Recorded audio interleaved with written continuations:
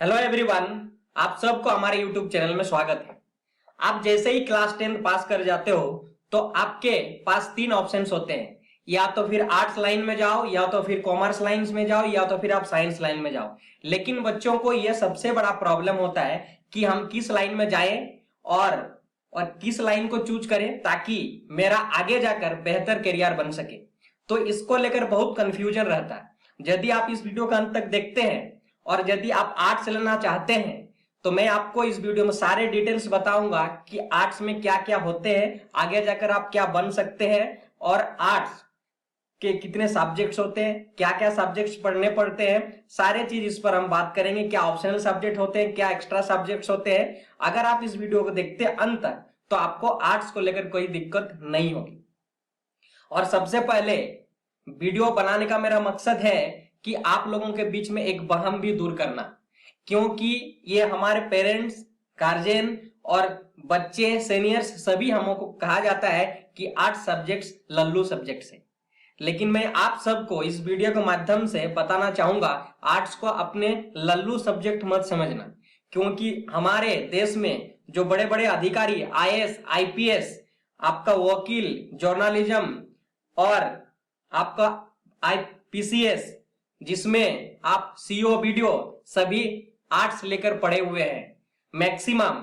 ऐसा नहीं कि जो साइंस ले वो नहीं किए हैं, ऐसा उन लोग भी किए हैं, लेकिन उन लोग को फिर आप जो इस पढ़ेंगे वही आप लोगों को फिर से उन लोग को पढ़ना पड़ेगा, फिर उन लोग एग्जाम देंगे आईएएस आईपीएस के।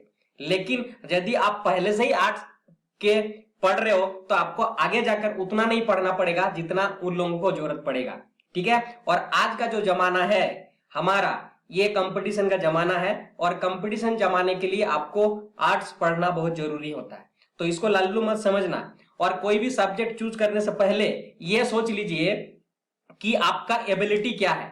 क्या आपका साइंस पढ़ने का एबिलिटी है, क्या आपका आर्ट्स पढ़ने का एबिलिटी है, या फिर आपको क्या क्या सब्जेक्ट्स होते हैं, क्या इंटरेस्ट है आपका क्या दिलचस्पी है, यह सबसे बड़ा जरूरी है। अगर आपको हिस्ट्री पढ़ने का मन है और आप मैथ्स लियो, मैथ्स आपसे बनता नहीं है, आपका गार्जियन कहा कि उसका बेटा साइंस लिया तो आप भी साइंस ले लो, तो आपका पिताजी जो कहते हैं वो जाके ले लेते हैं। या तो फिर आप ये सोचते हो कि मेरा दोस्त ने साइंस लिया, मैं भी साइंस लूंगा।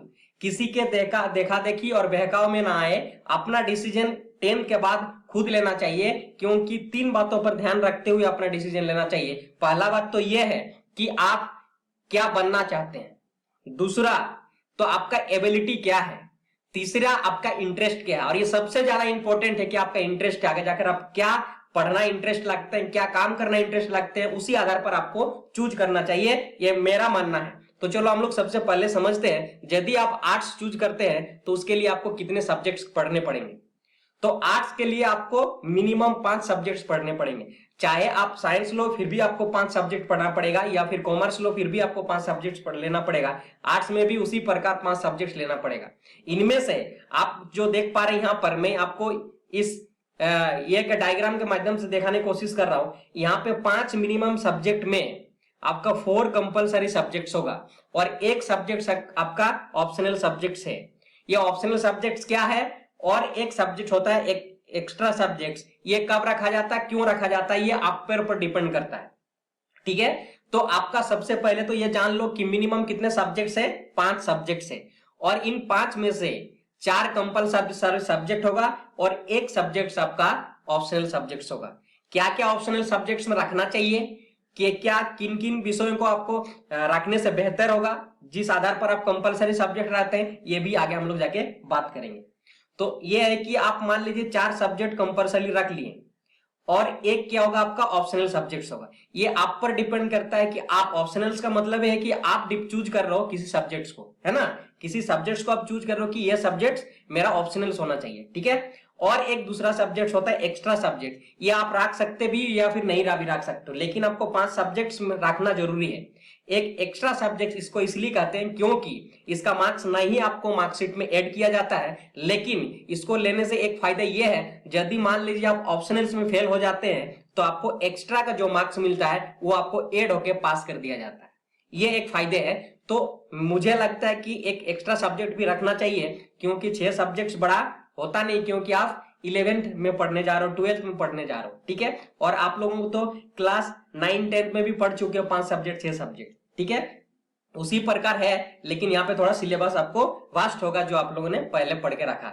तो ये चीज आप समझ गए होंगे। कितने सब्जेक्ट्स होंगे? 5 सब्जेक्ट्स होंगे, उसमें 4 कंपलसरी सब्जेक्ट्स, एक ऑप्शनल सब्जेक्ट्स और एक एक्स्ट्रा सब्जेक्ट आप अगर लेना चाहते हो तो, नहीं तो आप 5 सब्जेक्ट ही रख सकते हो। लेकिन बहुत सारे बच्चे ये होते हैं कि जब आर्ट्स में जाते हैं एडमिशन लेने के लिए तो वो उन लोगों को एक फॉर्म पकड़ा दिया जाता है, उसमें कंपल टिक मार देते हैं ये सब्जेक्ट, कभी सोचे नहीं होते हैं कि ये सब्जेक्ट्स में क्या आगे पढ़ना होगा। जब एग्जाम का फॉर्म आता है कि अरे मेरा सब्जेक्ट्स में तो ये है, जब आपका वो ये आता है एडमिट कार्ड, अरे ये सब्जेक्ट पढ़ना पड़ता है, ये भी नहीं मालूम रहता क्या क्या सब्जेक्ट्स है ना। तो सबसे पहले आपको जान लेना है ये स्ट्रीम भी बहुत अच्छा स्ट्रीम है, ऐसा नहीं है कि आर्ट्स गलत स्ट्रीम है और नहीं ये एक बेकार स्ट्रीम है। तो ये भी अपने जगह सही है, साइंस भी अपनी जगह सही है, आपके ऊपर डिपेंड करता है आप क्या करना चाहते हो। चलो आगे हम लोग समझते हैं क्या क्या सब्जेक्ट्स होते हैं। देखिए subjects of class 10 for art stream. Art stream में क्या क्या है? कंपलसरी सब्जेक्ट्स, मैंने कहा कि एक ऑप्शनल सब्जेक्ट्स, ठीक है। इनमें से कंपलसरी सब्जेक्ट्स में इतने सारे आपको मिलते हैं, हिंदी, इंग्लिश, हिस्ट्री, आपका political science, geography, economics, psychology, sociology और होम साइंस। इन्हीं में से आपको क्या करना है, एक तो सबसे पहले रखना है, एक तो आपको रखना ही होगा एनी हाउ, चाहे आप इन सब्जेक्ट्स में कोई भी लो, एक रखना होगा, या तो फिर हिंदी या तो फिर आपको इंग्लिश, ठीक है, इसको लैंग्वेज कहेंगे, है ना। ये आपको रखना ही होगा, आपके अनुसार डिपेंड करता है कि आप इंग्लिश में बेहतर हो या फिर हिंदी में। तो आप हिंदी भी चूज कर सकते हो, इंग्लिश भी चूज कर सकते हो, दोनों का ही एक ही इंपॉर्टेंस है। और आप तो एक सब्जेक्ट आपका हो गया, ठीक है, हिंदी या फिर इंग्लिश एक सब्जेक्ट हो गया, और आपको कितने लेने होंगे?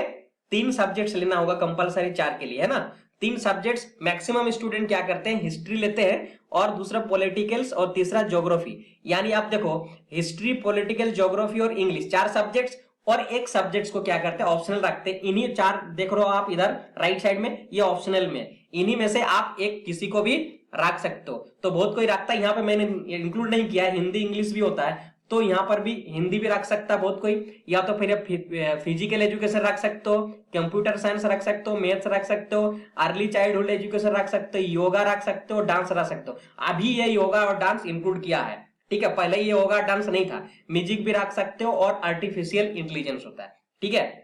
और यदि आप पढ़ना चाहते हो कि हिस्ट्री, पॉलिटिकल, ज्योग्राफी नहीं इंटरेस्ट है, तो आप इकोनॉमिक्स ले सकते हो, बहुत कोई ऐसा लेता है, ठीक है। या तो फिर आप इन्हीं में से किसी में से इसी 8, एक तो हिंदी इंग्लिश हो गया, उनमें से और 7 बचा हुआ, इस 7 में से आपको 3 चूज करना है, ठीक है। लेकिन मेरा मानना है यदि आप इकोनॉमिक्स लेते हो, तो मुझे लगता है कि आपको साइंस में मैथ्स आपको ऑप्शनल सब्जेक्ट में रखना चाहिए, क्योंकि आपका इकोनॉमिक्स में क्या होता है कि कैलकुलेशन होता है, और मैथ्स के बिना आप इकोनॉमिक्स पढ़ नहीं सकते हो। यदि आप कंपलसरी सब्जेक्ट्स में इकोनॉमिक्स को रहते हो तो आपको मैथ्स ऑप्शनल्स आपको चूज करना चाहिए, ठीक है। और ऐसा रखा भी जाता है और ऐसा स्कूल भी किया जाता है। हाँ, लेकिन ये भी डिपेंड करता है कहीं कहीं कि कोई स्कूल ऐसा भी है कि आपको ऑप्शन दे दिया जाता है कि हिस्ट्री, पॉलिटिकल और ज्योग्राफी लेना है, कहीं कहीं ऐसा अवेलेबल है। लेकिन आप कॉलेज में जब एडमिशन लेते हो, किसी कॉलेज से पढ़ते हो, तो वहां पे सारे ऑप्शंस दिए रहते हैं। तो सबसे पहले हम लोग ये जान लेते हैं कि आखिर जो ये सब्जेक्ट्स आप चूज करने जा रहे हो, इस सब्जेक्ट्स में आके जाके पढ़ना क्या पड़ेगा।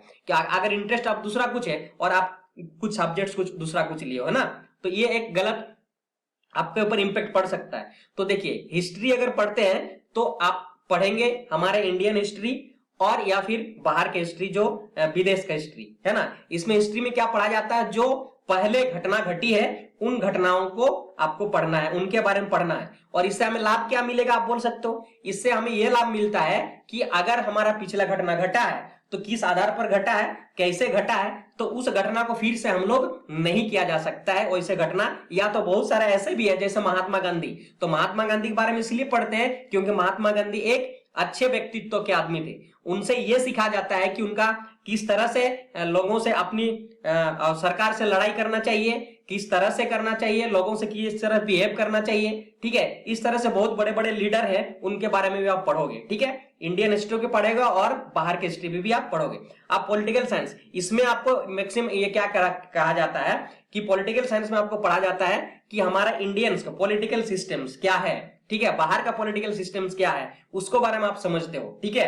पॉलिटिकल सिस्टम्स किस आधार पर होता है, कैसे आप लोगों को आपका राइट क्या है, ये सारे चीज आप लोग इस पॉलिटिकल साइंस के अंदर सीखते हो। इससे आगे जाकर आप नेता भी बन सकते हो, बड़े बड़े मंत्री भी बन सकते हो जब आप अच्छे नॉलेज। और मुझे लगता है कि अगर आप भारत का नागरिक हो, किसी भी देश का नागरिक हो, तो आप पॉलिटिकल साइंस के बारे में जानना जरूरी होता है, क्योंकि इसमें बहुत सारे हमारे अपने अधिकार के बारे में भी बताया जाता है। ठीक है, ये ज्योग्राफी अर्थ के बारे में पढ़ना है ना, यानी हमारे वायुमंडल, भूमंडल, ये सब आपको पढ़ा जाता है। तो आपका इंटरेस्ट का रखता है क्या कि जिस हिसाब से इंटरेस्ट है आप उस हिसाब से चूज कर सकते हो।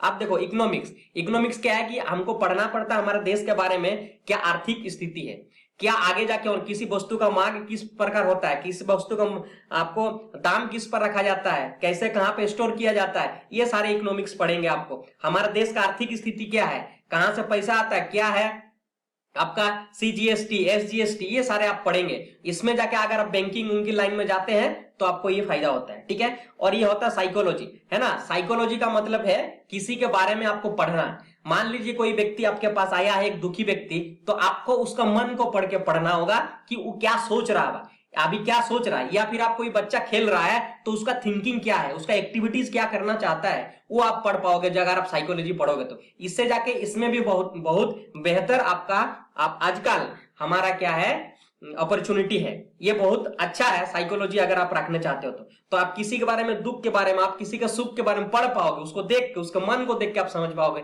इतना एबिलिटी आपको आ जाएगा। ये साइकोलॉजी में सिखाया जाता है। तो आप साइकोलॉजी लेके भी पढ़ सकते हो। आप सोशियोलॉजी, है ना, सोशियोलॉजी के बारे में, इसका मतलब है कि सोसाइटी के बारे में, हमारे समाज के बारे में, हमारा पहले समाज कैसा था, अब हमारा समाज कैसा है, समाज में कैसा रहना चाहिए, इस आधार पर ये सारे डिटेल्स इसमें सोशियोलॉजी में आपको देखने को मिलेगा। तो आप सोशियोलॉजी को लेकर भी पढ़ सकते हो यदि आपका इंटरेस्ट है सोसाइटी को लेकर, समाज को लेकर, समाज के लेकर आगे कुछ बढ़ना, या फिर समाज को लेकर कुछ करना, या समाज में क्या घटना घट रही है, समाज में कैसा होना चाहिए, ये सभी आपको सोशियोलॉजी में पढ़ाया जाता है। लास्ट है हमारा होम साइंस। होम साइंस का मतलब क्या है कि जो घरेलू होता है, ये हमेशा मैक्सिमम क्या करते हैं गर्ल्स लोग चूज करते हैं। ये आपको घर के बारे में कैसे रहना चाहिए, क्या नहीं रहना चाहिए, कैसे ये होना चाहिए, ये साइंस है, ये भी होम साइंस है, ये भी बड़ा एक सब्जेक्ट है, इसके बारे में पढ़ेंगे। और आप समझ जानते ही हो कि फिजिकल एजुकेशन क्या है, ये जो आपका योगा हुआ, ये हुआ, ये सारा फिजिकल एजुकेशन में आता है। कंप्यूटर साइंस तो आप जानते हो, भली भांति जानते हो, मैथ्स तो जानते ही हो। अर्ली चाइल्डहुड एजुकेशन यानी बचपन का चाइल्डहुड एजुकेशन के बारे में आप पढ़ोगे। यहाँ योगा आप जान रहे हो, डांस जान रहे हो, म्यूजिक जान रहे हो, आर्टिफिशियल इंटेलिजेंस, ये अभी इंक्लूड किया, पहले ऐसा तीनों ये सब्जेक्ट्स नहीं था। और हिंदी और इंग्लिश भी होता है जिसको आप रख सकते हो आपके अनुसार। तो मुझे लगता है ये वीडियो आप लोगों के लिए बेनिफिशियल हुआ। और ये अगर आप वीडियो देख रहे हैं अंत तक तो वीडियो को जरूर लाइक जरूर करना अगर पसंद आया, और चैनल में नए हो तो सब्सक्राइब जरूर करना। ऐसे ही वीडियो आपको लिए लाभकारी वीडियो मैं आप तक पहुंचाने की कोशिश करता हूं और आगे भी करूंगा। और इसमें सारे आपको स्कूल्स के, पॉलिटेक्निक्स के, या फिर आपको जो भी इंफॉर्मेशन देना होगा, फिर उन लोगों को तैयारी कराना होगा, इस चैनल पर आप लोगों को मिलते रहेगा। धन्यवाद वीडियो देखने के लिए।